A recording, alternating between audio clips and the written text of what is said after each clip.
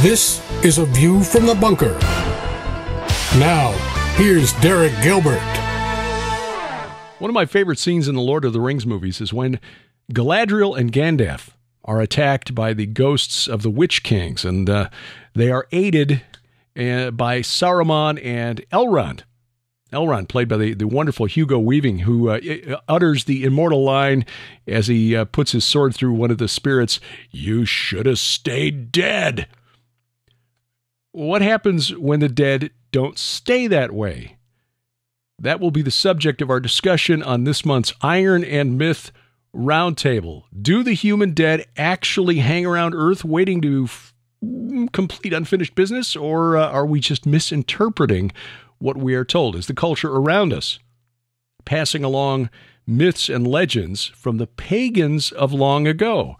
Joining us to kick this around, the director of the Institute of Biblical Anthropology and author of Interview with the Giant Ethno-Historical Notes on the Nephilim, Dr. Judd Burton, best-selling author and award-winning screenwriter Brian Godawa. His new book, by the way, Cruel Logic, a novel, how's he calling it? A theological thriller that is now available in paperback and Kindle. And Doug Van Dorn, pastor of the Reformed Baptist Church of Northern Colorado in Boulder and author of Giants, Sons of the Gods, among other things. That book now available in its special 10th anniversary revised and expanded edition. And we welcome them back for this month's Iron and Myth. Fellas, this is going to be an interesting one because this is a subject that I don't know that the Bible gives us a definite answer to. I think it does. At least I've got an opinion on this subject, but it certainly is a trope that goes back to pre-biblical times, the idea that the dead might come back and cause problems for the living. But is that a reality? And what do we make of the human dead? Do the spirits hang around waiting to complete unfinished business? We'll dive into that. Judd, you kind of coined or came up with the topic for this month, and since you are the professor of monsterology here, revenant. What is a revenant? How would we recognize that subject in the culture around us? Well, a revenant's not a word that gets kicked around very much in popular parlance, unless you're sort of in the horror genre, but a revenant is one of those species of preternatural entities that usually comes in the form of a returning corpse, and there are many variations on that theme. Probably the one that most people are familiar with is the Eastern European vampire. Technically qualifies as a kind of revenant. Typically, the sort of features that you find not just in Eastern Europe, but revenants all over the world. You've got the Arabian ghoul could also qualify as one. The Norse have a variety called the Draugr, but typically they're both. They have both a supernatural component and this sort of material component coming back and not to get too indelicate, but repurposing the corpse, as it were, in order to placate the living. And not infrequently, you find some sort of curse or witchcraft or some sort of supernaturally induced pestilence that's associated with the story of revenants. And actually, in my preternatural morphology program that I do, my Monsters 101, as you coined it, Derek, there's a section in there on revenants where we talk about these sorts of things. So in a rough sense, we could equate these to zombies, or zombie just sort of a subcategory? Well, zombie would technically qualify as a revenant too, not necessarily as a corpse, just depending. If it's the popular kind of zombie, the ghoul kind of zombie, then yes. But the Haitian voodoo zombie might be a variation on a theme. They are kind of mindless they do have that kind of mindless quality that most revenants do. They are referred to also as the undead. So, yeah, we can certainly corral the zombie into that context. Brian, that was a subject that we discussed last month in our last couple of months in our discussion of horror as a fictional trope that actually might share some supernatural truth. And you mentioned that as a particular favorite of yours.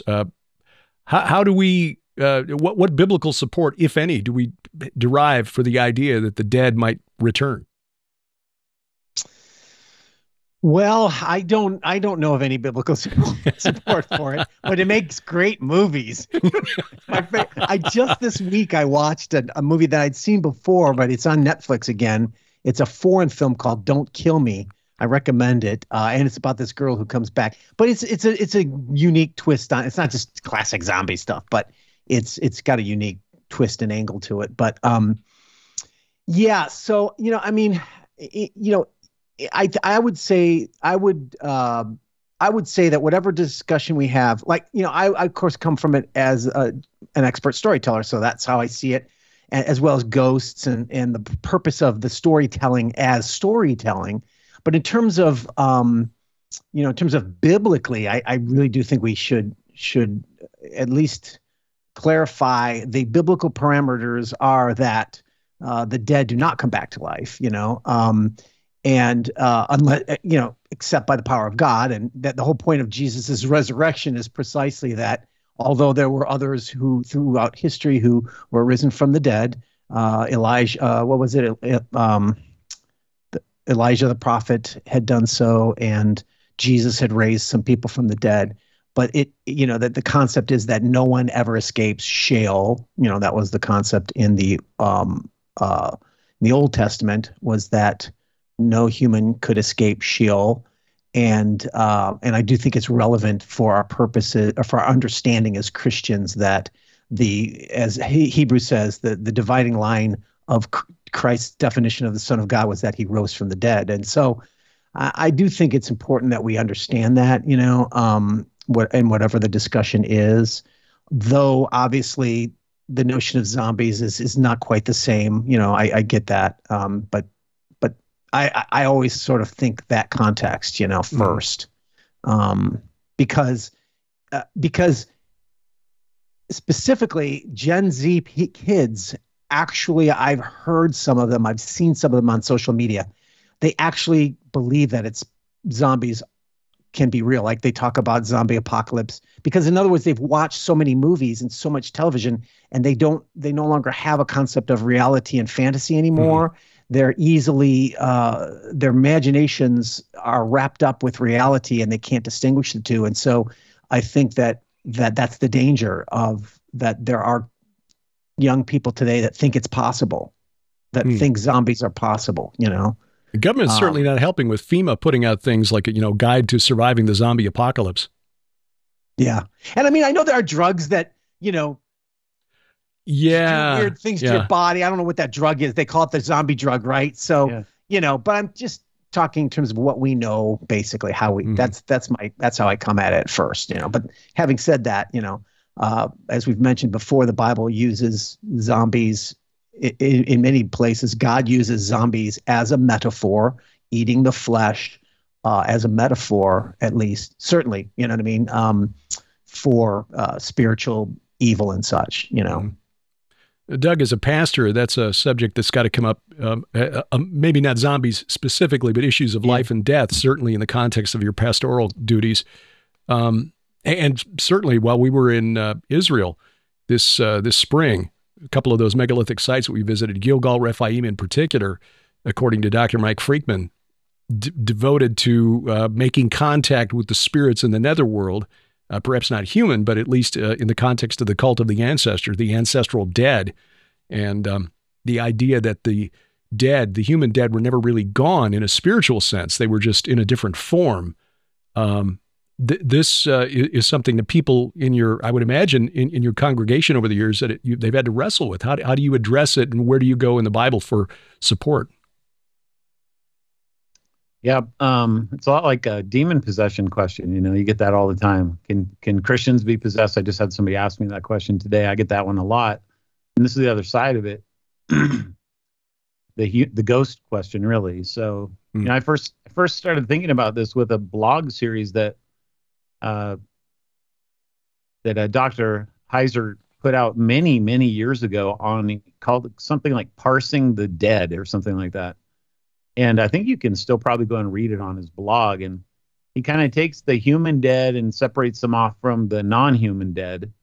And the Old Testament has a couple of words that are human dead, and then it has several words that are non-human dead. Yeah. The human dead, there's the word metim, and then the other word is itim. So they're closely related to each other. You can hear it. The metim are just the dead, so just dead people. But the itim is more like a phantasm or a ghost. And so those guys show up with non-human dead, like this word yidioni or the ov, the spirits of the demons and stuff like that, spirits of knowledge. So the law, Levitical law, forbade both contacting the non-human dead and human dead, ghosts.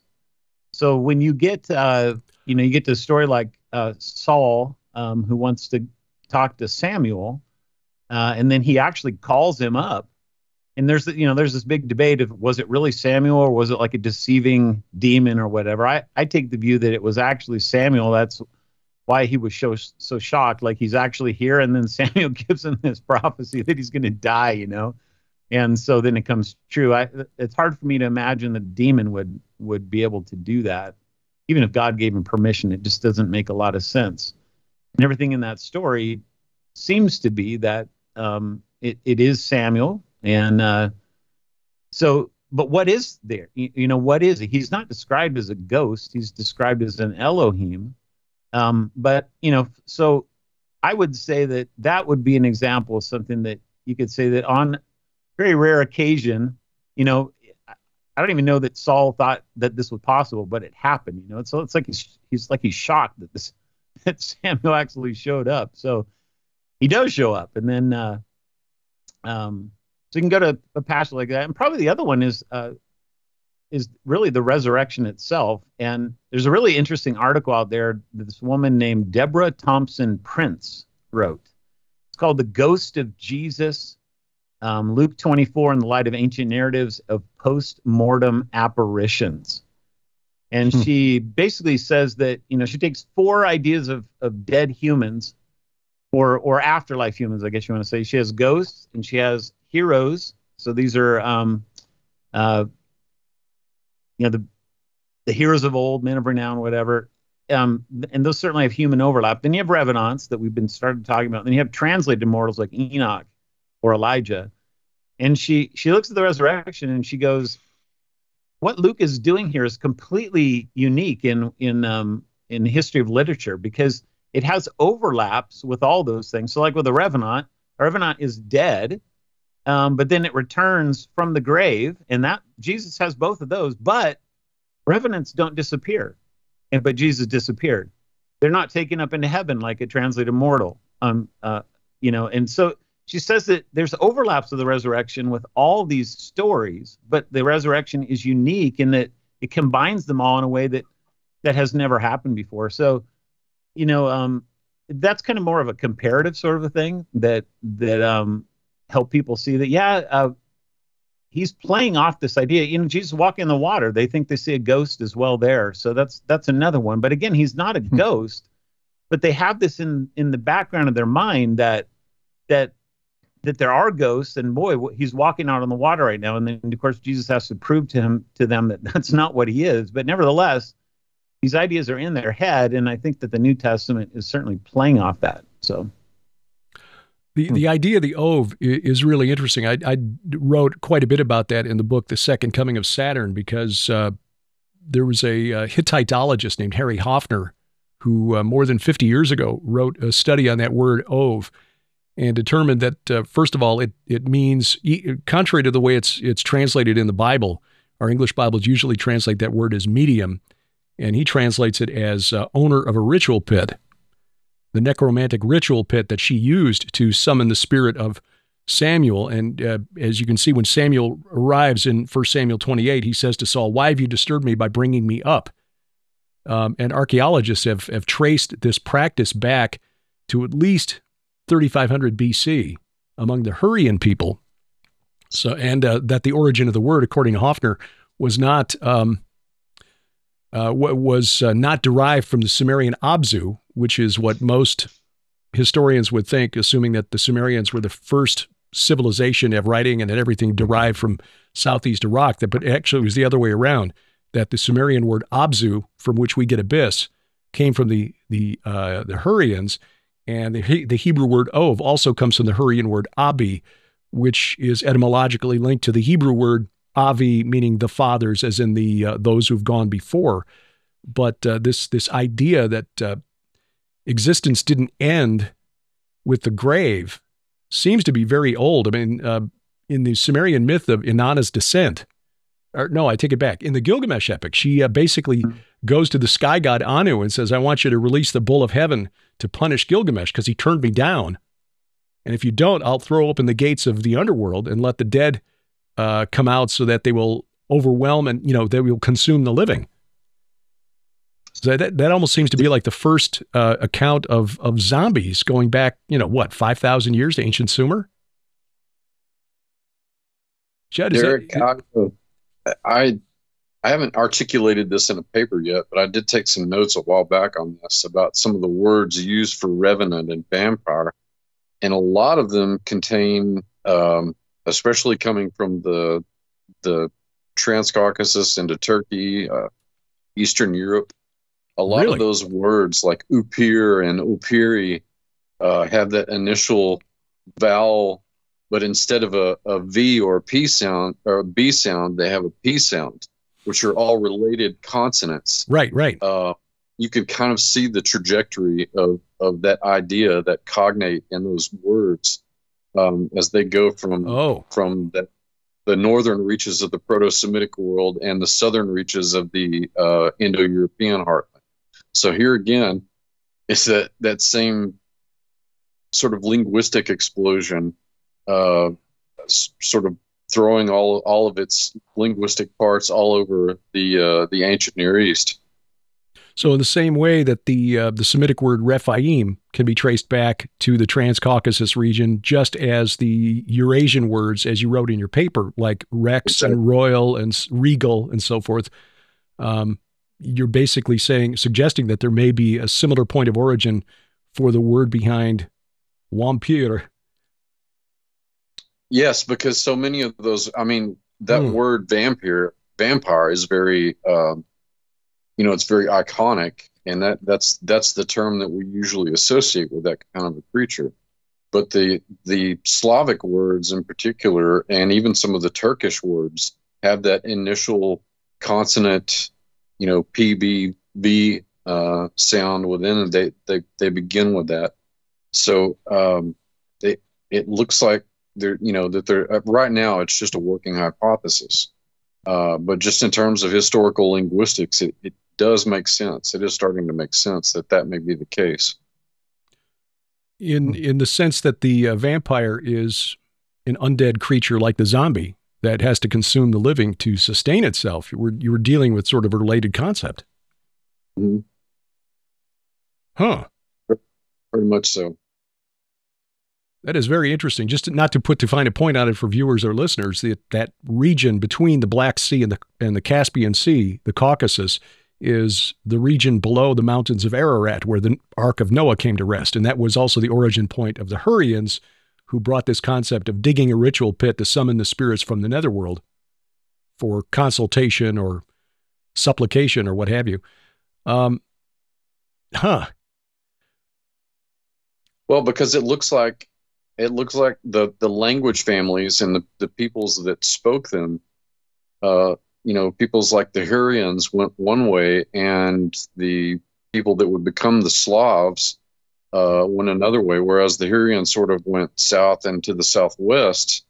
The Slavic peoples that ended up in places like Ukraine and Romania and Bulgaria, other parts of Eastern Europe, went to the Northwest.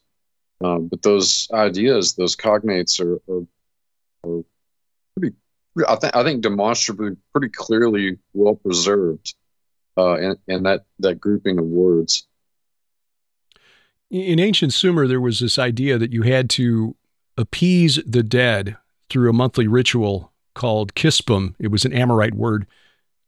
For dead kings, you had to do it twice a month, on the 15th and the 30th of the month. The other, for just the deceased family members, the fathers, the ancestors, it was on the 30th, the night of no moon, where you had to give them food and drink. Otherwise, they might come back and haunt you. How consistent an idea is that, Judd, that the human dead must be appeased, otherwise they might come back with a list of demands? Well, the placation of the dead, again, is a near perennial, and it's interesting that Amorite custom begins in that region, because I would say that it's preserved or simply dovetails into traditions like the Greco-Roman parentalia, where you've got a whole swath of days devoted to communing and feasting with the dead, and then on the last day, the most nefarious, the most malicious of those spirits would be placated by the inhabitants of the region, particularly the Greco-Roman inhabitants. But it's likely, since the Etrurians, if we were probably related to the Amorites, were Semitic, but they were Hellenized. They probably understood these older traditions associated with the Amorites and recognized them also in the practice of things like the Greco-Roman parentalia. Now, the Iturians, they occupied what would be the Bekaa Valley of Lebanon today, right? Yes, today. And there are even some of the Druzes that live in northern Israel are descendants of the Iturians. Okay. So, Doug, you mentioned the separate words for the human dead and the non-human dead in the Bible, metim being the human dead, but also the word Rephaim in the English Bible is almost always translated as the dead or the departed or the shades. The dead, yeah. So you have non-human dead, and what are those? Rephaim seems to be a word that's right in the middle between human dead and non-human dead, because they're half-breeds, right? The word Elohim is actually an overlap with both human dead and non-human dead, as we see with Samuel, assuming that you believe Samuel really was Samuel. Otherwise, then it would be purely a non-human dead term. But like I said, I think that is a human dead term as well. But the word metim, that's only human dead. That does not lap over into the non-human dead. So, just the point is that the law forbids necromancy and stuff with both the human dead and the non-human dead. And so, why would it do that if it wasn't possible to do? Brian, as a storyteller, what is it about the idea that the dead return and that gives us the creeps? Yeah, well, there's a couple aspects of that. Is, in terms of modern storytelling, ghost stories are expressions. In a way, I think it has a Victorian influence on it, but I don't think that it's purely Victorian in the sense of a lot of them are referential to the biblical verse that talks about Cain's blood crying out to God from the ground for justice, And so most ghost stories in the modern world are about what would the word be? Unfulfilled justice. In other words, the ghosts are there because they've been murdered and their murder has not been brought to justice, and that's why they're still around. At least that's a common motif, right? But in terms of the ancient world, and you've talked a lot about this, Derek, and written a lot about it. We all have, I think, the whole Rephaim, and we've spoken about this as well. But for those who haven't seen the show, the Rephaim is a complex concept in the Bible, because even though the giants in the land of during the time of David are called Rephaim. The Rephaim comes from the notion, the more of a Canaanite notion of this deified kings who are down in the netherworld, in the underworld, in the land of the dead, right? And these deified kings are called Rephaim by Canaanites, and their belief was that the underlord kings, the kings of the underworld, the dead kings have become deified, but now they rule from below.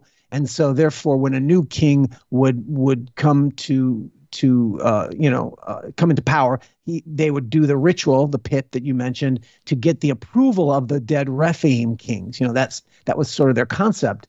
And while sometimes the prophets like Isaiah mock this, but they talk about, your Rephaim are lying in bed of maggots, and they say, oh, you will be weak like us. When the king of Babylon dies, he's going to become weak like them. They're not actually deified kings. They're dead in the underworld. And there's that sense to it. But then there's, like I mentioned, there's also the connect. I think, and you guys can correct me if I'm wrong on this, but the way I understand it is I think that the Hebrew, reference to them as Rephaim, the giants clans as Rephaim. Of course, we know that when they first got into the land, it was the Anakim, the sons of Anak, and they came from the Nephilim. But then, as time goes on, you see other references to other either giant clans or words that are referring to giants in different nations, like Moabites. They might call them Emim, but they're Anakim, right? And Rephaim is one of those phrases. And I couldn't always discern whether or not Rephaim was just another word for the Anakim, or sometimes it appeared to be that they are actually, some kind of giant, or at least that's what they're calling. At least during the time of David, they're definitely calling them that. And I think that that's this concept in their mind of, whatever these Canaanites are worshiping as deified kings, that's what we're calling these giants, and that's what we're killing and slaughtering in the name of God. It's like they're connecting the theology together with the physical monster. That's kind of how I've seen it. And you could, like I say, you could maybe correct me or clarify that more. But that's the what am I getting to? So the Rephaim notion has that complexity to it, but I think that it shows that whole theology of the underworld is all connected. And I think that many Christians then say, well,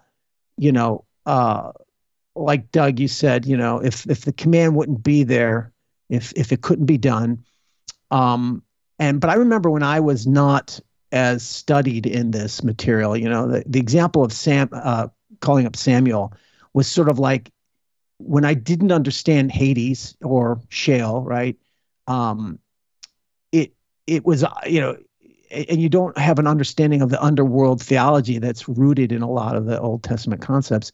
Your basic evangelical reaction is, well, that's a demon disguised as Samuel, because Samuel's not in hell. He wouldn't come up from hell. It's like, well, no, Sheol is not hell, and you don't understand that. And Sheol was a place where both the righteous and the unrighteous went, and that's just really, to most uneducated in evangelical minds, including my own at one time, those two didn't go together, because the righteous wouldn't go to the same place as the unrighteous. Well, yeah, in the Old Testament clearly was described that way.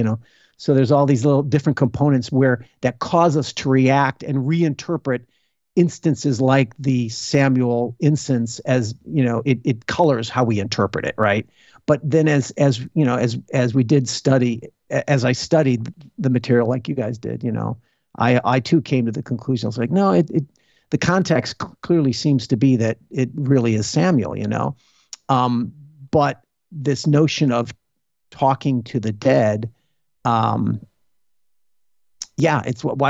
it does make more sense that it is possible. It's not, in other words, it's not just demons, they're all demons, but here's the next question is the fact that through a cultic phenomenon that it is, if we believe it is possible to talk to the dead, then does that mean that that ghosts are a reality?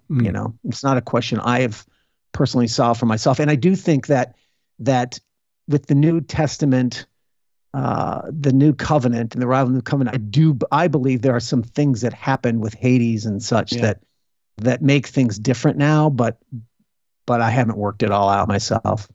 Yeah, I've kind of teased around the idea that after the New Testament, after the New Covenant is cut, and Jesus goes down to Hades and brings the train of captives up to heaven, that if there are ghosts, that the ghosts would not be saints. They would be the people that remain down there. I don't know that I could prove that, but it just seems to me to make sense, because if to be absent with the body is present with the Lord, then it would have to be a pretty exceptional thing for a saint to somehow manifest down here. Mm-hmm. Yeah. But for the other folks, things haven't really changed. So yeah. And that, by the way, that's why when Paul says to die is to be with the Lord, it's like in the before the New Covenant, no, they went to Sheol. They were awaiting the time of judgment or the time of resurrection, or whatever. But when Christ opened that up and brought them up into heaven, that's the belief. Then yeah, you're right. Then when Christians now die, we do go to be directly with the Lord. But the unbelievers do not. So yeah, that's exactly what I was hinting at. I tend to see it that way, though I haven't, I don't have any concrete convictions about it. It's just, that's what seems to make sense. So today, I preached on 2 chapters of Luke. It was a lot of material, but the ending of it was the Lazarus and rich man story. And so I'm going to take a deep dive in a couple weeks. Hopefully I'll learn a little bit more, but I kind of thought about, this thing, because at the end, the rich man says to Abraham, send Lazarus back so that he can tell my brothers not to come to this place. But you're kind of left open, like, well, how is he going to come back? Would he come back as a ghost? Would he come back as a revenant? Would he, it doesn't answer the question, except for that it foreshadows the resurrection of probably Lazarus and certainly Jesus, because he's like, they wouldn't even believe it if a guy came back from the dead. So I think that my opinion is that it's not just a pure parable, but Jesus is using real people that is going to shake the world in a couple of weeks when he actually raises Lazarus from the dead. And then, you have these overlaps with Annas and Caiaphas and stuff like that would be politically subversive. I'm not saying it's a real story that happened, but it's really interesting to just think about how there's so much specificity of people in that story. Yeah. And then how it ends with the resurrection.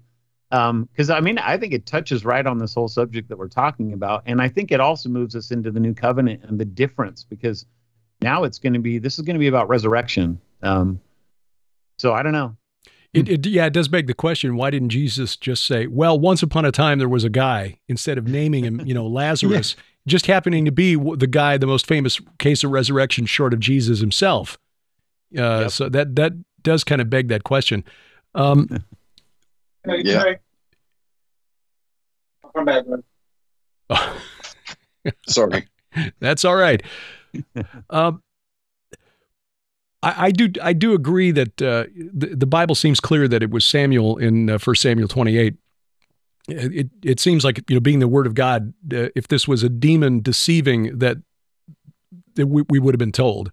But in the book, The Supernatural Worldview, the late Chris Putnam wrote an account of a young man who he actually met and interviewed and led to the Lord later, who as a young boy was traveling with his mother on a very dangerous road in California. And she took a curve a little too fast, went off the road, and she was going to visit her sister, brother-in-law. The boy was, in the car. I think he was maybe 3-4 years old. And that night, the sister hadn't arrived, so that her sister, waiting for her, went to bed, had this dream about her sister, calling for help. And around the same time, the police, and Chris went into details here, so it's not, secondhand story. He documents the accounts that police began getting reports from motorists saying, hey, there's a naked woman standing at the side of the road around this curve over here. And after the 3rd or 4th call, the police actually went to check it out. And in searching, they found the car had gone down the slope. It was, I don't know, 40 or 50 foot down the slope, not visible from the road. And the boy had somehow managed to survive for several days. Daytime temperatures had gotten close to 100. He had no water, no food, but he survived. And as a young man remembers a presence with him that sustained him through this, and he eventually came to the Lord. During the conversations that he had about this incident with Chris Putnam. So the question then becomes: does the Lord allow special dispensation for human spirits to return for events like this, to deliver a message, as in the case of Samuel? Okay, I've got a message for you to deliver to Saul. In the case of this boy, you've got he would not have been rescued had people passing by not called police. You're not going to believe this, but and the woman's sister, hearing these accounts, actually, as I remember the story now, she actually drove to that area and begged the police to do a search, and that coincided with these accounts that were coming in. So is it possible, and I'll throw this to you, Judd, if does the Lord allow for special dispensation for human spirits to return? It's a good question. I don't know that it's outside his purview. I think that it suits his purpose. But, you know, on the other side, that's hard to, that's kind of hard to quantify. Were you going to say something? No, I was just going to say, it would seem to me that it would be open to abuse by the fallen realm as well. Grieving. That's kind of what I wanted to circle back to, is that in a lot of cases of revenants, what we likely are seeing in most of those cases is just the theatricality of the demonic world to begin with. And that, you're exactly right. It would open it up to that sort of abuse. I think if it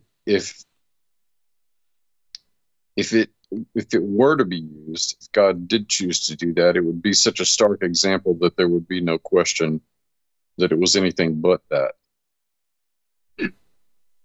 Like in Conan, when the Valkyrie girl comes back and she fights for him at the very end, and there's no doubt about who it is. That's something like that.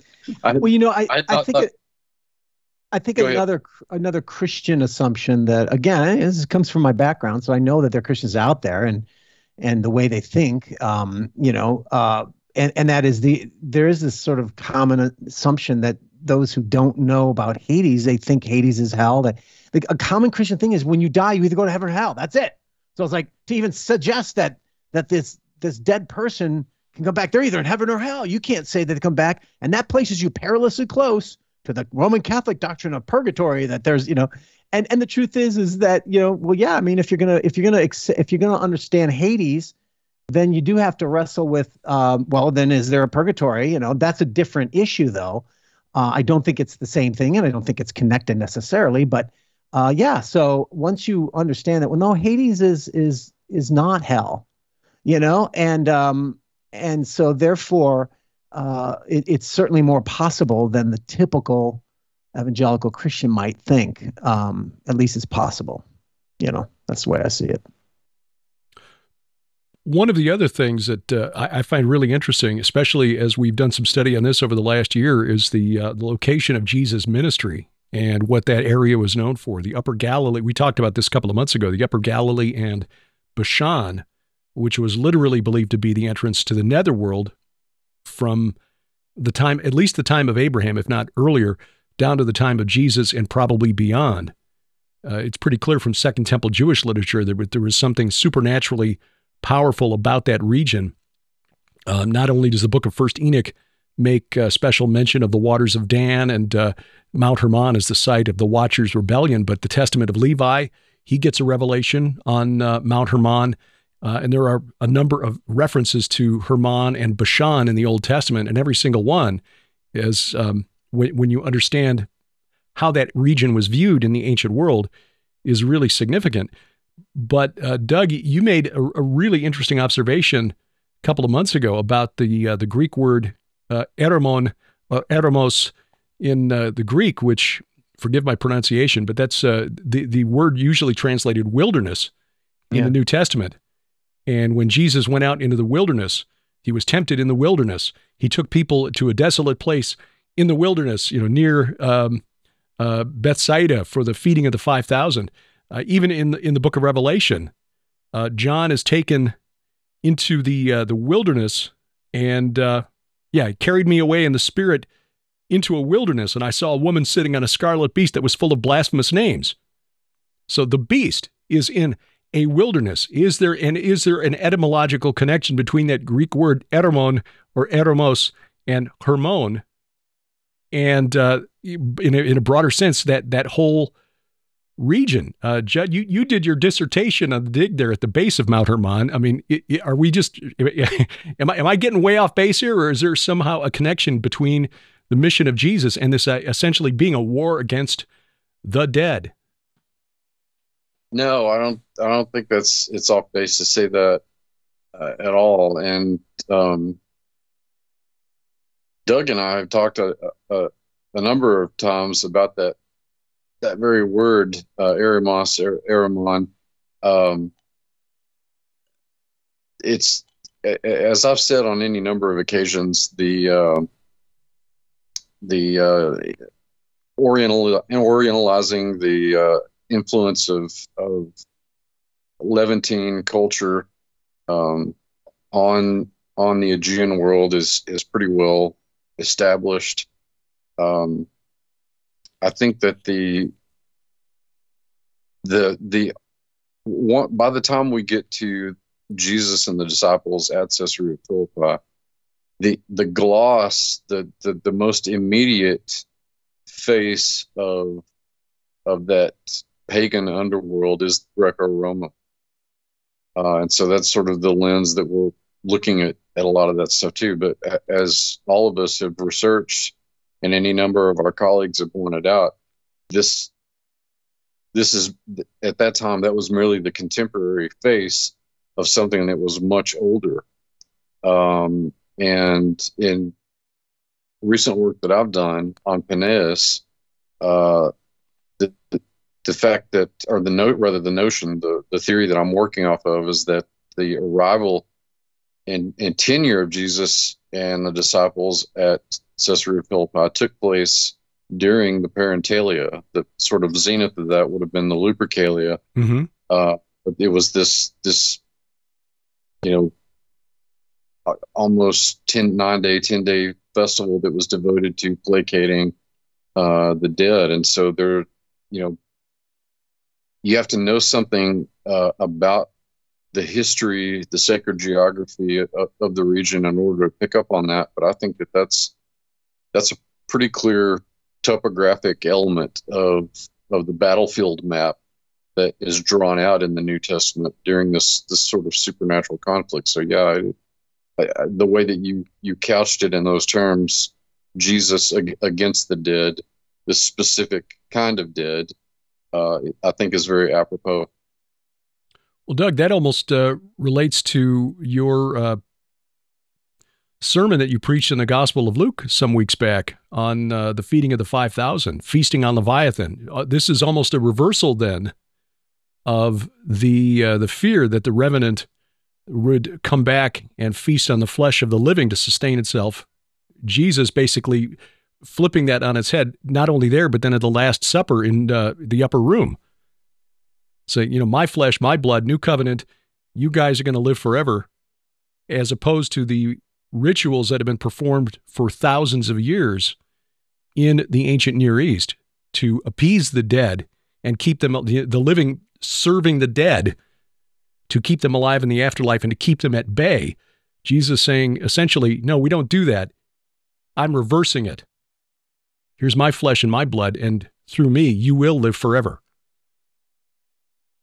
Yeah, 100%.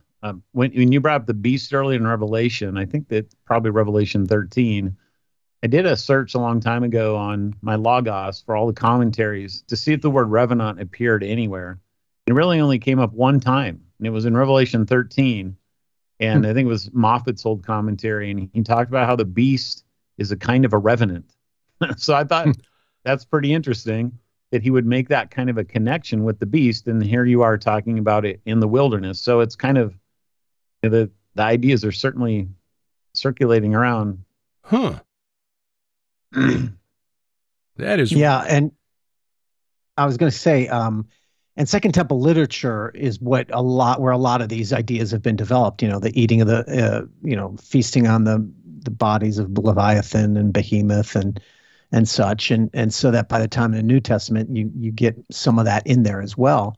But there's also we know that the concept of blood, what's the point? And as Leviticus says, the life is in the blood, and so the concept was, the blood atonement. There's a sort of the blood related to atonement is giving of the life for the protection of life, and that, of course, has a long ancient pedigree to it. But I think also this notion of the eating of the blood has to do with that as well, consuming the life of another.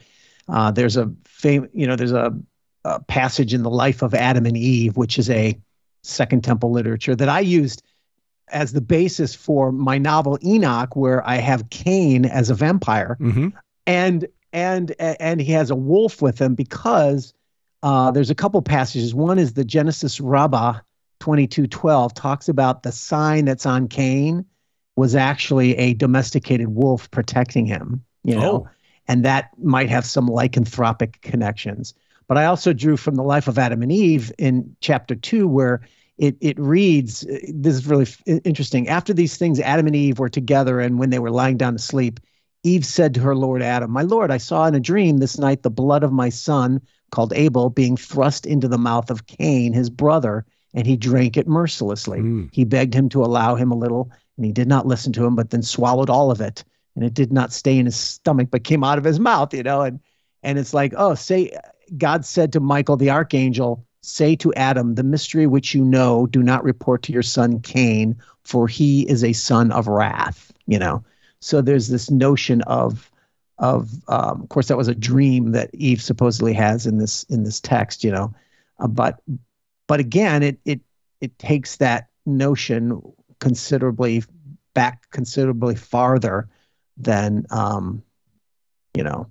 than just the present,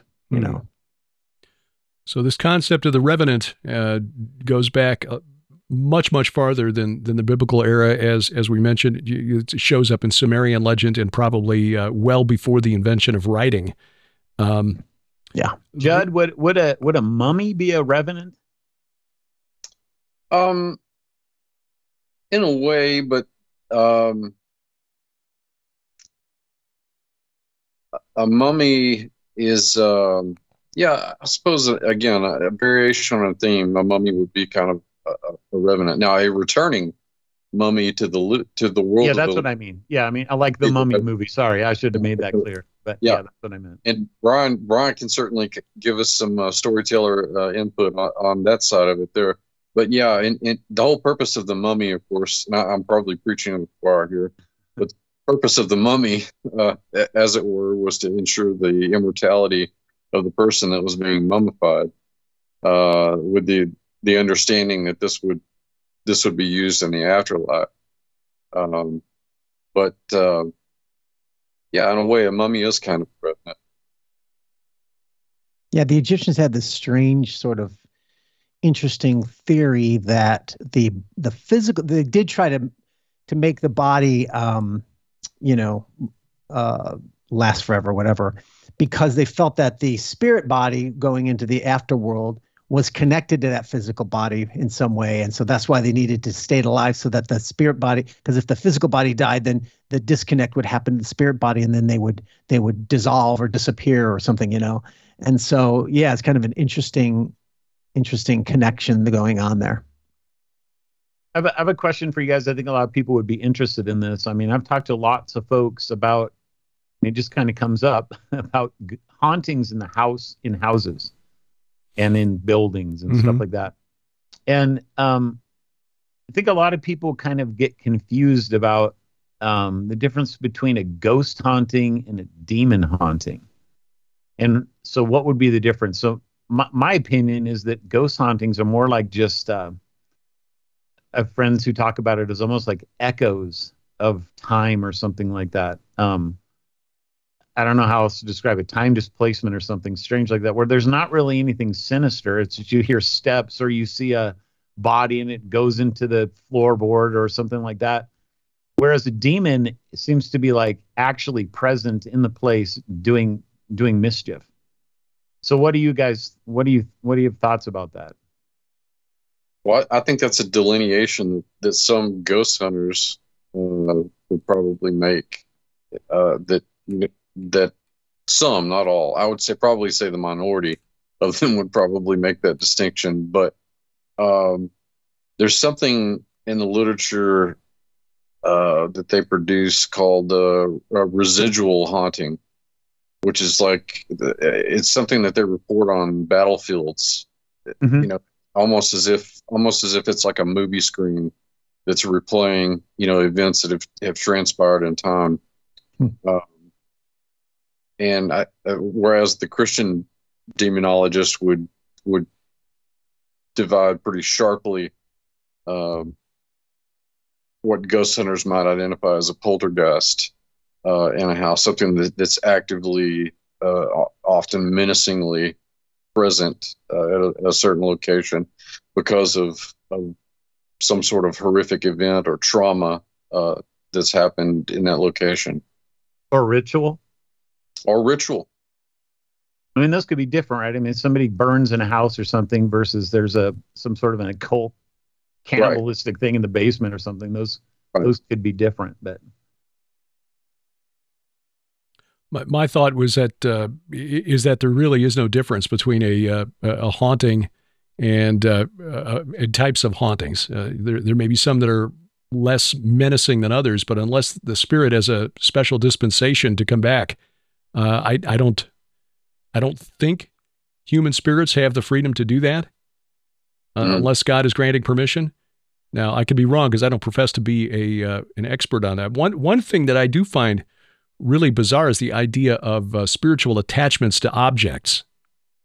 And I've interviewed a number of deliverance ministers who I respect, including the late Russ Dizdar, who contended that, this is a real thing. There was a fellow from the UK I interviewed years ago, Michael Cummins, who said that, because deliverance minister isn't a field you go into if you want to be wealthy. He bought his clothes at resale shops, but he would always pray over them when he got them home because there might be some sort of spiritual attachment to those things.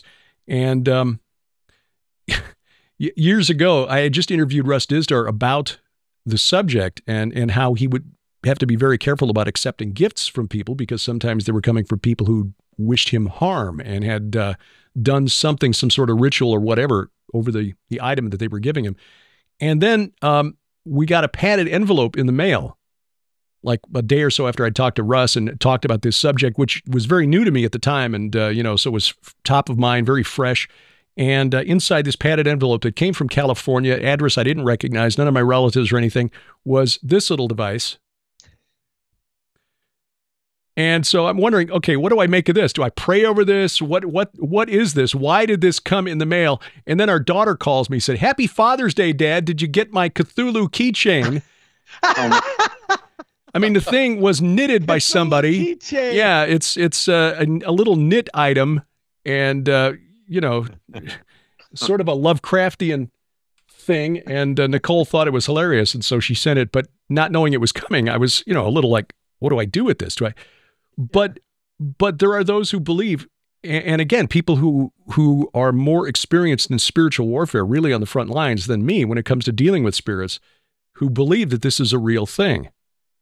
And but is there any biblical basis for that? Well, that's the thing. I don't see anything in Scripture, but on the other hand, you've got the biblical prohibitions against dealing with sorcerers or wizards. Occultic, yeah.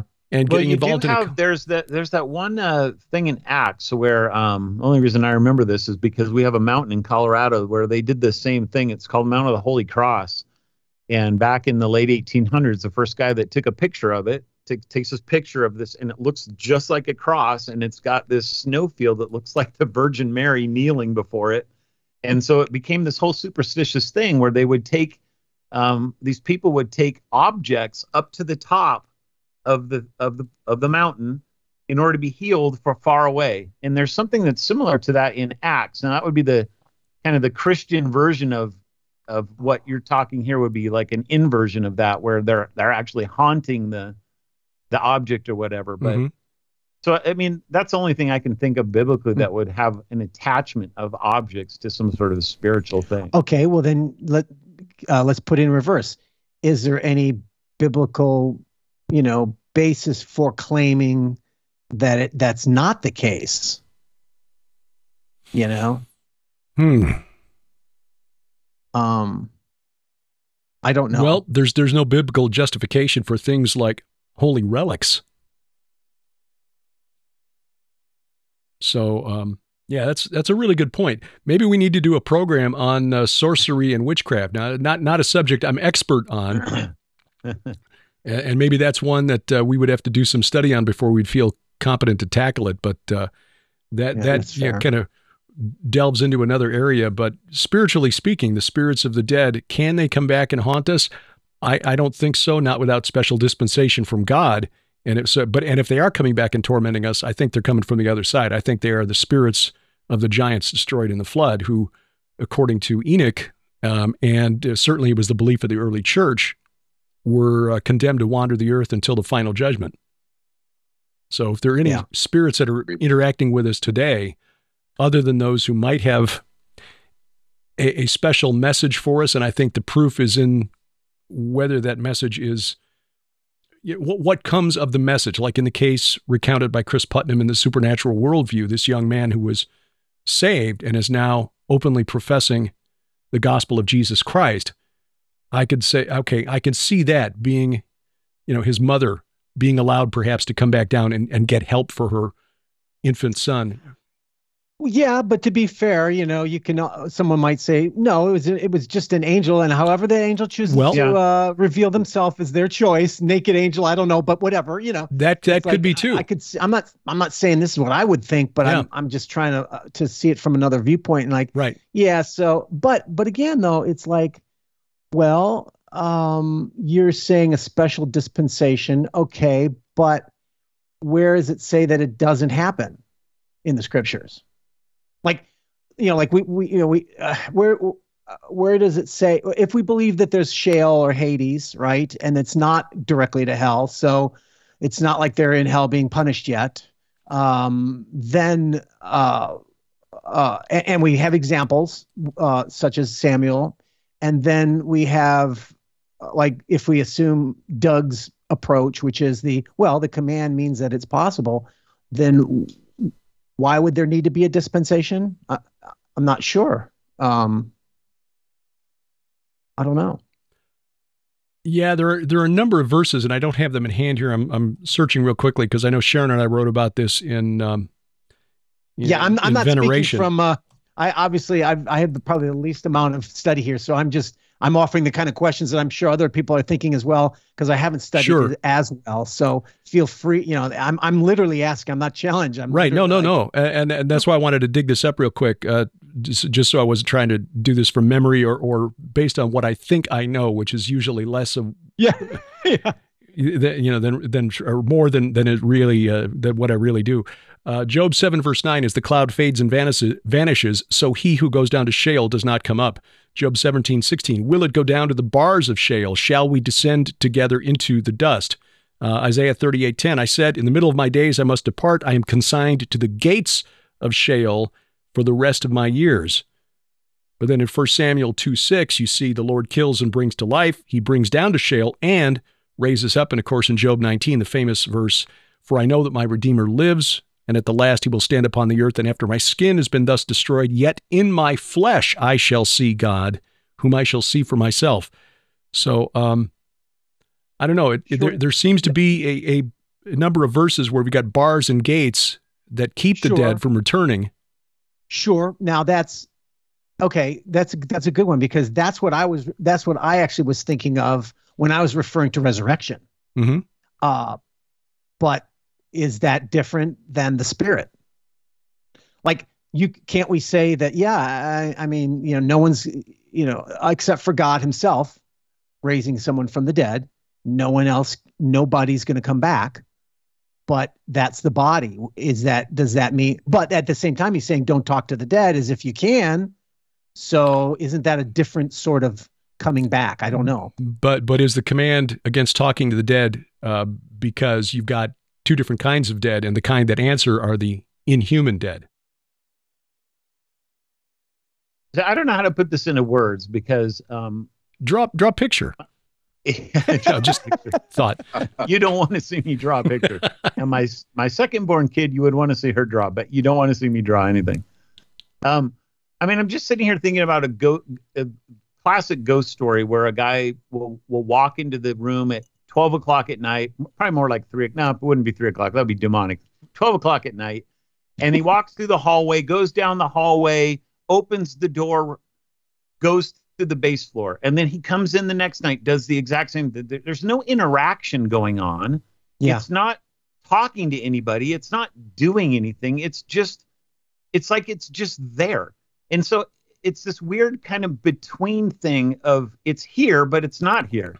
It's really a ghost, but it's not a ghost. I mean, I don't even know how to put that into words. And that's why I kind of feel like I agree with you, Derek, but I kind of feel like I don't, because it's there. I don't want to discount it and say that you're just making things up or that it's demonic, because that's not the way the demonic realm seems to work to me. But I don't know what to call that. I don't even know how to think about it. Well, I'm not sure I agree with myself either on this one. So now I'll give you one more story that's really strange. So I heard this on one of my favorite podcasters, a guy named is Mr. Ballin. I've probably brought him up on this before. He tells all these horror stories and stories of the dark and mysterious and stuff like that. You guys will love him. And he tells this story, and it's interesting that it takes place in India, and nowhere else, because India, of course, is the land of 300 million gods or whatever. And I didn't think about it beforehand. I just thought of it while we're talking. So I'm going to butcher the story, but basically the idea, as I remember it, is that this woman in a town in India is murdered. And then there's this other woman who's 100 miles away. They've never met. They have no contact with each other whatsoever. And this woman all of a sudden dies. And she dies publicly in the street. Something crazy happens to her. And then she wakes up a few hours later. Like, she's been dead. She wakes up, and now she has this completely different personality and a completely different name. And she has all these memories of things that never happened to her. And it turns out of some strange event that a guy ended up tracing down these stories that he was hearing. And it turns out that she comes back as this woman who was murdered. And she lived this way until the day she died. Like, so in other words, it wasn't a temporary thing. This lasted for years and years and years and years. She never stopped thinking about it. She had children when she was her first, her normal self. She never accepted those children back. I mean, it's just a super weird story. And it's like a haunting ghost revenant reincarnate, but it's not really reincarnation. I mean, I don't even know what in the world it is. But it's another one of these stories that you hear and you go, I just don't have a category for that. That is bizarre. Well, it's similar to the story that you guys covered on the podcast that Mike Heiser hosted for years, Paranormal, about memories coming back when people who've had organ transplants. Yeah. You suddenly, having memories of things that happened to the person who donated the organ. Except the difference is obviously this woman had no contact with this person ever. Yeah. Right. Yeah. Well. Yeah. And is it just a story, or is there... I know it could just be a story. I don't know. Great plot device. Great story. Yeah, actually, I'm thinking, ooh, kind of interesting. Yeah. That's what Rudyard Kipling thought. That's why India was such a source of inspiration for him. Well, fascinating stuff. I don't think we've gotten to the bottom of this, but there are some things that we will not know until we're on the other side of that veil, I suspect. And the actual workings, the inner workings in their innermost detail of the interactions between the spirit realm and the natural world are among those. But fellows, Brian Godawa, Pastor Doug Van Dorn, Dr. Judd Burton, another fascinating discussion. Look forward to doing this again next month. Check the show notes below this program, whether you're watching or listening, for links to the websites of our esteemed panel. And coming up, we'll tell you how to guarantee we never get canceled. We now have HVAC in the barn, a Build Barn Better update. And, oh, do we have a bless their pointy little heads for you this week as Speaker McCarthy finally says the I word. That is ahead as A View from the Bunker continues.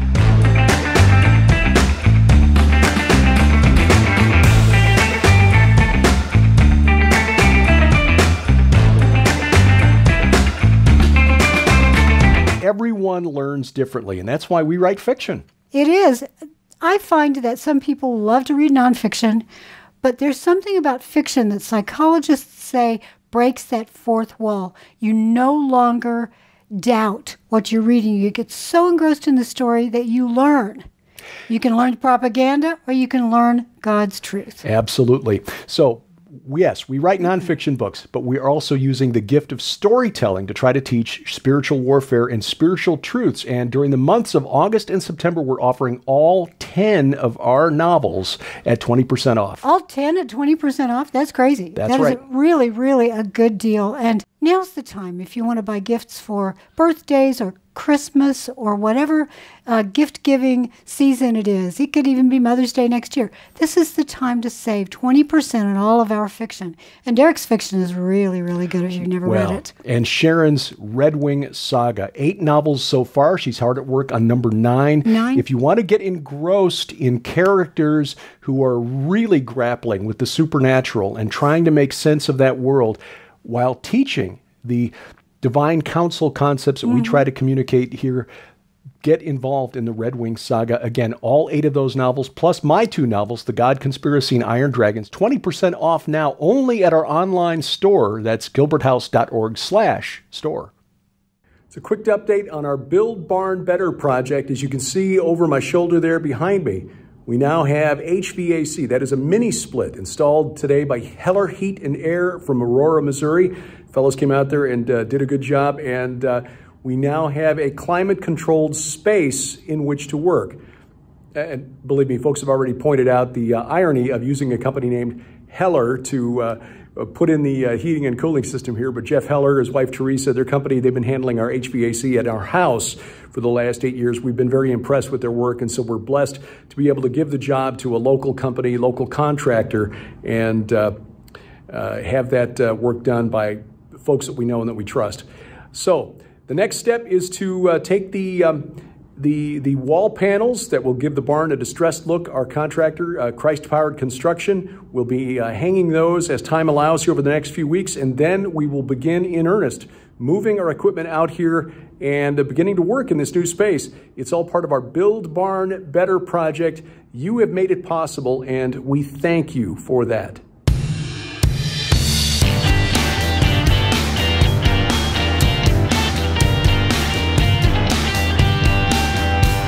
Driving the internet to think every Sunday night from the beautiful Missouri Ozarks. This is A View from the Bunker. I'm Derek Gilbert. You'll find us online, VFTB.net. Social media sites, including YouTube. We'll talk more about that in just a second.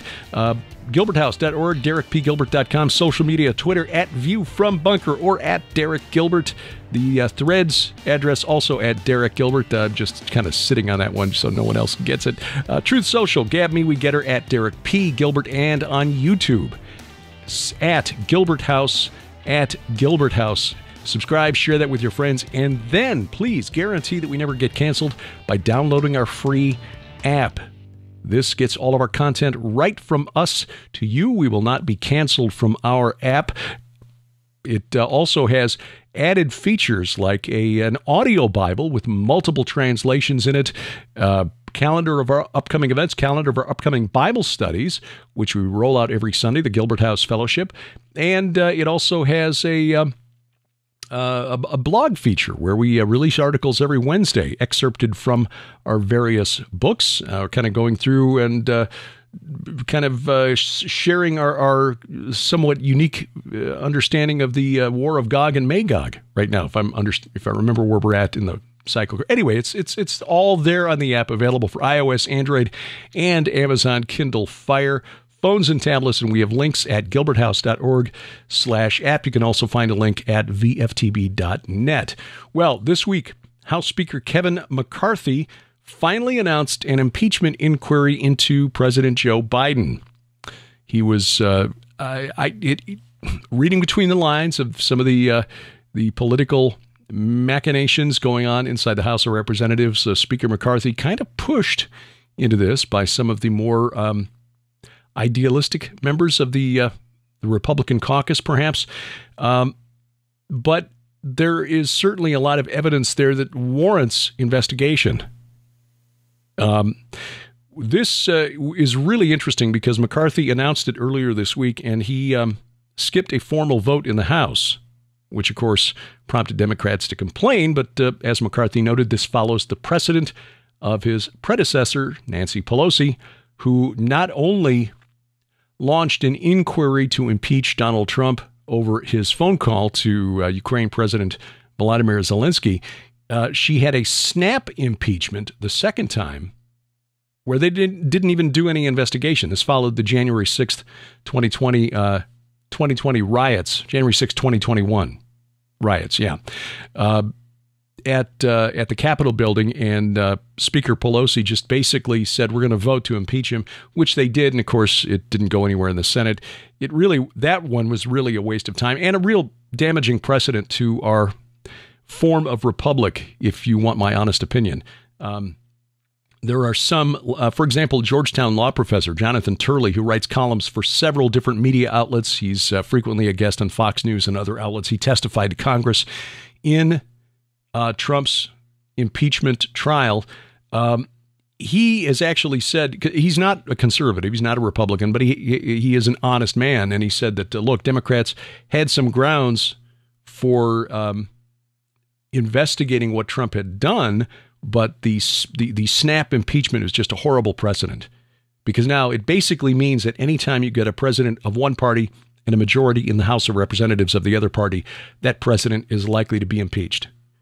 Regardless of whether the Senate convicts or not, this is likely going to be an ongoing thing. The difference here, oh, and by the way, I think this is good news that McCarthy has announced that Representatives James Comer and Jim Jordan will lead this inquiry, because both of those guys seem pretty relentless in their approach to getting things done. So we shall see. Comer has been leading the House Oversight Committee and has already gone public and said, look, we've already got evidence of rather large money transfers to the Biden family from foreign actors. And that should be troubling in and of itself. Now, there may be some who say, well, look, a lot of this activity that is alleged to have occurred took place while Joe Biden was still vice president.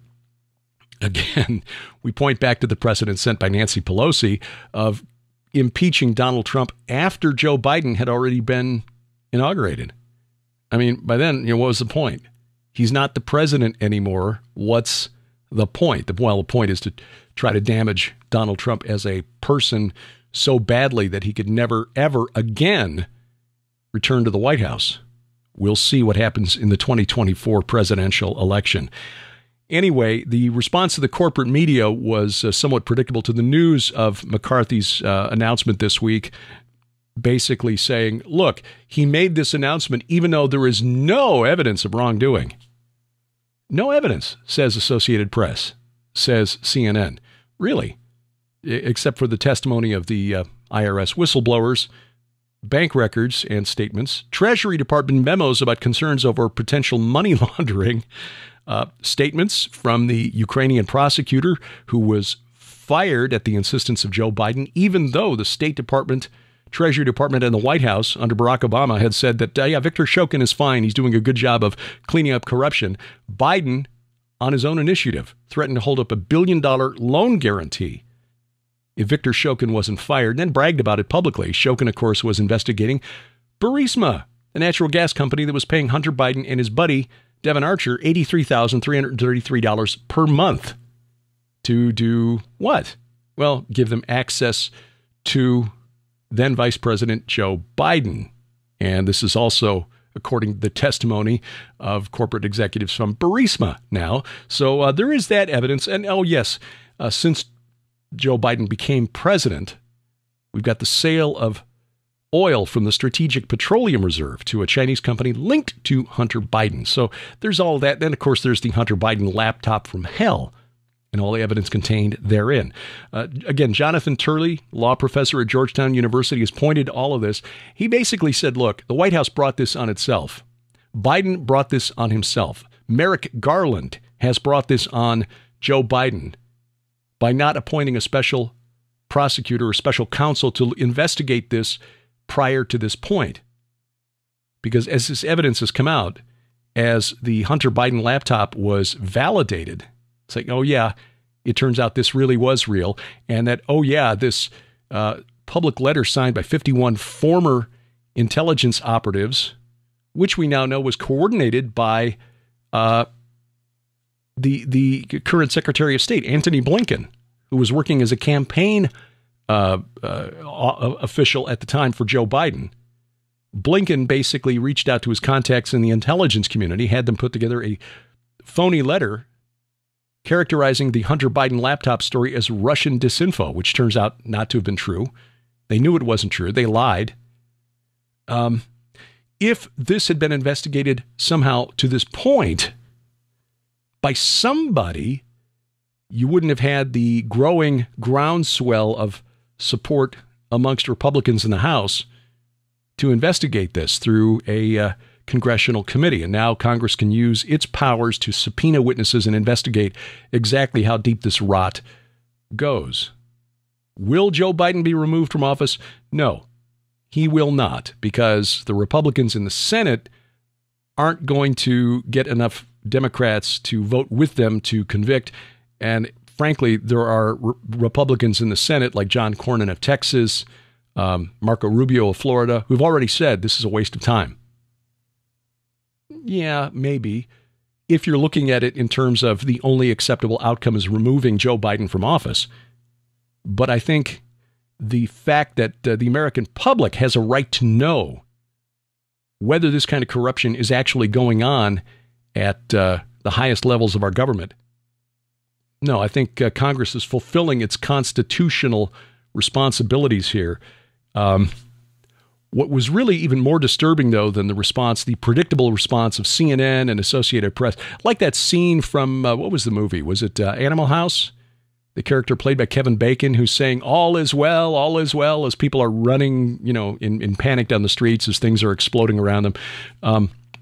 That's kind of what the corporate media is doing here. Nothing to see here, as the evidence of Joe Biden's complicity in Hunter Biden's influence peddling schemes becomes more and more obvious. What's more disturbing was the White House response on Wednesday, as they sent a letter out to the corporate media here in the United States. Outlets like, Associated Press, CNN, New York Times, Washington Post, et cetera, basically demanding that news executives at our corporate media outlets intensify their scrutiny of House Republicans. So, look, Speaker McCarthy announces Congress is going to investigate, and then the White House sends out a letter to news executives demanding that they investigate House Republicans. Now, Jonathan Turley, in his column about this, wrote a few things that I think are worth bringing to your attention. Quoting, "First, as I have previously noted, the White House is now actively involved in pushing narratives and denying factual allegations linked to the Biden corruption scandal," end quote. Now, this is potentially an abuse of the use of federal employees, basically taking people who are part of the Washington, D.C. bureaucracy and tasking them with, instead of what they're supposed to be doing, defending Joe Biden to keep him out of legal trouble. Quoting again, "Second, the letter was drafted by Ian Sams, a spokesperson for the White House counsel's office.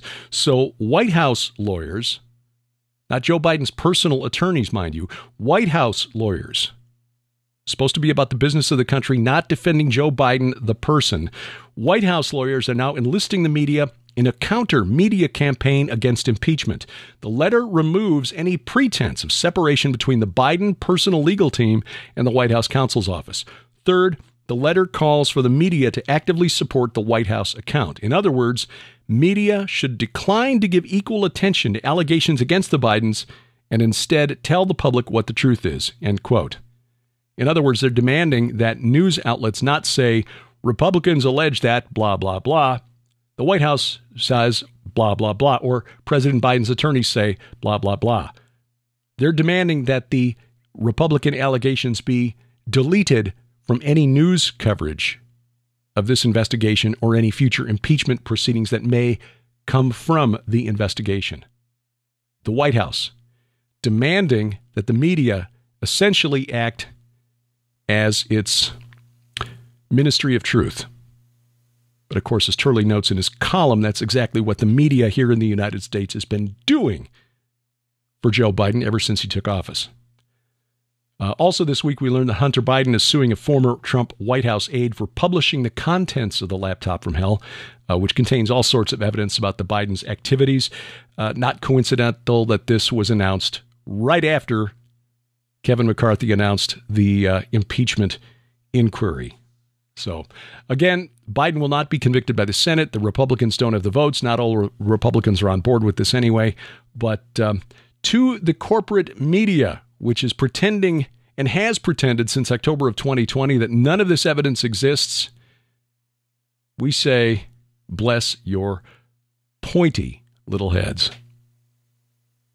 Got a couple of things to tell you about in terms of upcoming events. I will be in North Dakota just over a month from now at the Pitchfork and Hoe Gathering. I got a list of the events in the mail today, and of course I left it in my other office. So, but I will be speaking on Friday, October 27th, and Saturday, October 28th, Friday and Saturday evening, talking about giants in the Bible. On Friday night, Saturday night, talking about demons, dragons, and devils as we approach the Halloween season. This will be at the Eagles Club in Valley City, North Dakota.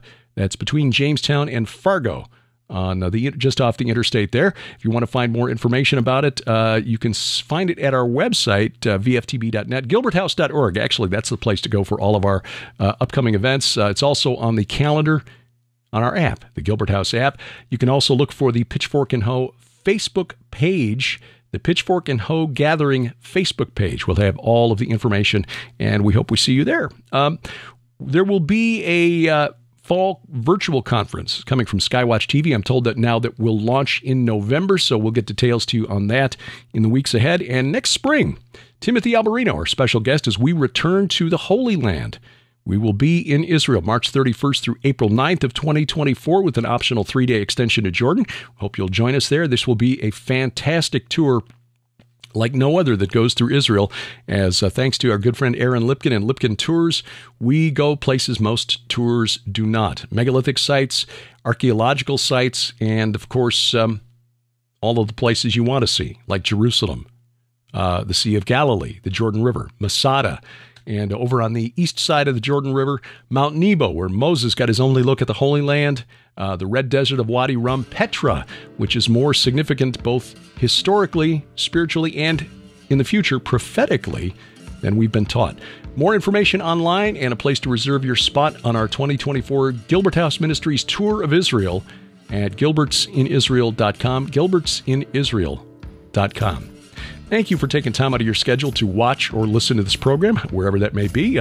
YouTube, Apple Podcasts, Google Podcasts, Amazon Music, iHeartRadio, Spotify, Spreaker.